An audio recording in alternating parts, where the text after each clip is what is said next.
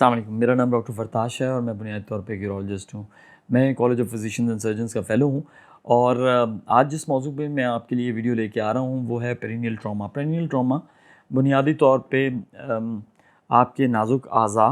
ख़ास तौर पे मर्दों में, क्योंकि आज जो मेरा फ़ोकस है इस वीडियो का वो मर्दों में पेरिनियल इंजरी है। और ये इंजरी या ये जो ज़ख़म या ये जो चोट लगना है ये इस रीजन यानी बड़े पेशाब की नली,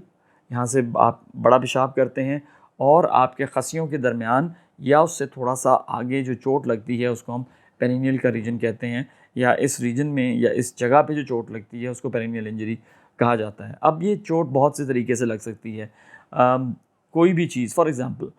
अगर आप चल रहे हैं और रास्ते में कोई गटर का ढक्कन लूज़ है और आपका उस पे पाँव आया और अचानक वो गटर का ढक्कन सीधा हुआ तो और आपकी टांगों के दरमियान लगा, तो ये भी एक तरीका है इंजरी का। इसी तरीके से अगर आप किसी फेंस के ऊपर से चढ़ रहे हैं या किसी बाड़ के ऊपर से फलांग रहे हैं और नीचे नोकीली सलाखें लगी हुई हैं और अगर वो आपको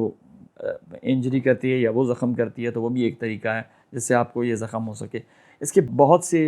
वजूहात हो सकती हैं, लेकिन इस रीजन में या इस इलाके में जो भी ज़ख़म लगता है वो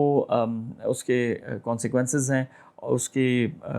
आगे जाके नताइज मरीज़ को भुगतना पड़ते हैं और उसका मुनहसर और उसका इन्हिसार इस बात पे है कि उस इंजरी वो कितनी शदीद किस्म की चोट लगी है, किस हद तक उस चोट ने आपकी जो नाजुक अज़ा हैं उसको मुतासर किया है।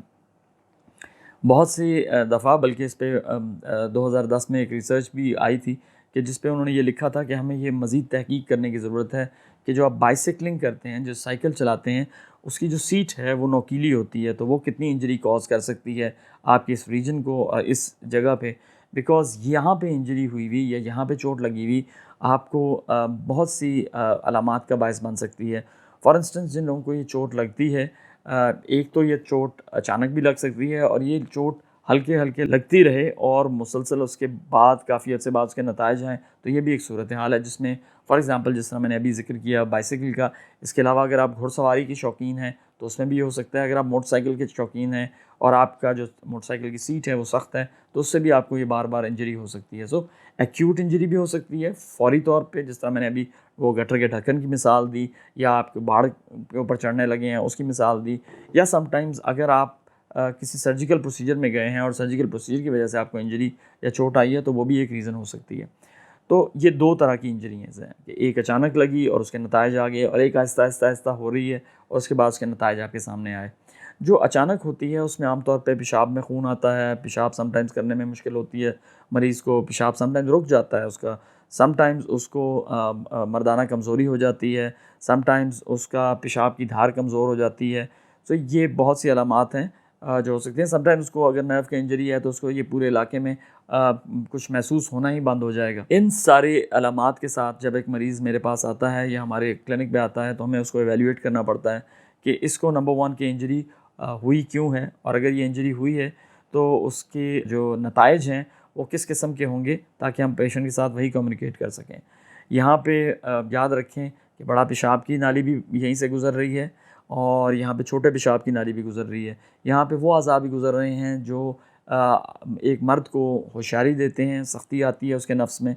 और यहाँ पे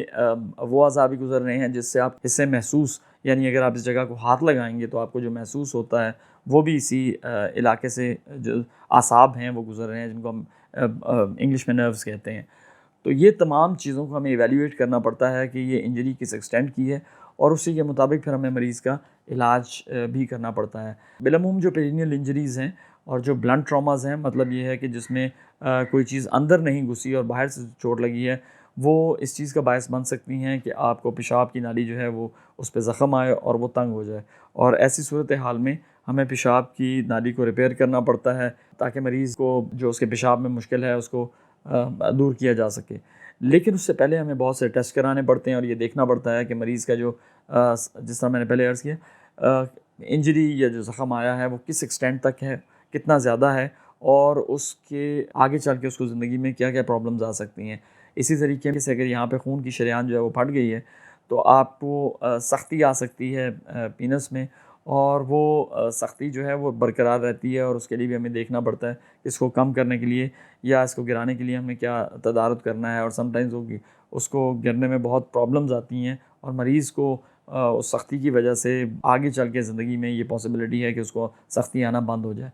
तो बहुत सी चीज़ें हैं जिसको हमें देखना पड़ता है। और जो कॉमनेस्ट सिम्पटम्स जिसके साथ पेशेंट हमारे पास आता है वो होता है कि पेशाब की नाली उसकी जो है वो तंग हो गई है और उसको पेशाब करने में प्रॉब्लम हो रही है, जिसके लिए हमें कैमरा डाल के समटाइम्स देखना पड़ता है, और समटाइम्स उसको सर्जरी के साथ रिपेयर करना पड़ता है। लेकिन इससे पहले हमें अल्ट्रासाउंड और RUG, यूरिन का टेस्ट और बहुत सी चीज़ों को देखना पड़ता है, और ये भी कि उसको पेशाब में खून आया है या नहीं, और कितनी देर तक उसका पेशाब खारिज नहीं हुआ या अभी भी नहीं हो रहा। तो इस इलाके में इंजरी को या कोई भी चोट को आप इग्नोर नहीं कर सकते, ना निगलेक्ट कर सकते हैं, क्योंकि अगर आपने इसको छोड़ दिया तो उसके लॉन्ग टर्म काफ़ी सीवियर और काफ़ी दूरस्थ और ख़तरनाक नतीजे हो सकते हैं। आपका बहुत बहुत शुक्रिया।